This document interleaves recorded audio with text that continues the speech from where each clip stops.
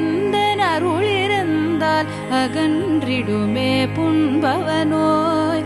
அன்னை உந்தன் அருளிருந்தால் அகன்றிடுமே புண்பவனோய். என் பரமகருணா நீதிய தாயே கடை கண் பார்த்தருள்வாயே.